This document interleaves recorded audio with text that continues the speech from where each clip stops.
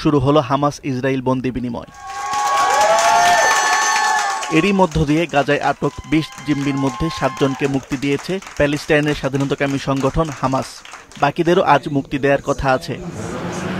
চুক্তির অংশ হিসাবে ইসরায়েল মুক্তি দেবে প্রায় ২,০০০ প্যালেস্টাইনি বন্দীকে। স্থানীয় সময় সকাল ৮টায় হামাস রেড ক্রিসেন্টের মাধ্যমে ৭ জন জিম্মিকে মুক্তি দেয়। এর আগে হামাস জিম্মিদের তালিকা প্রকাশ করে। আল জাজিরা জানিয়েছে ইসরায়েলি জিম্মিদের অবস্থা মোটামুটি ভালো, তারা হাঁটতে পারছেন, চিকিৎসা সহায়তাও প্রয়োজন হচ্ছে না, যদিও ইসরায়েল বন্দীদের জন্য মেডিকেল ক্যাম্প তৈরি করেছে।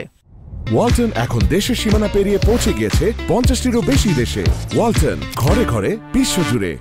এদিকে গাজার যুদ্ধ ইস্যুতে বিশ্ব নেতাদের শীর্ষ সম্মেলনে যোগ দেওয়ার আগে তেল আবিব পৌঁছেছেন মার্কিন president Donald Trump. White house জানিয়েছে ইসরায়েলি পার্লামেন্টে ভাষণ দেবেন মার্কিন প্রেসিডেন্ট ট্রাম্প। এদিকে প্যালেস্টাইনিরা উত্তর গাজায় তাদের ঘরবাড়িতে ফিরতে শুরু করেছে।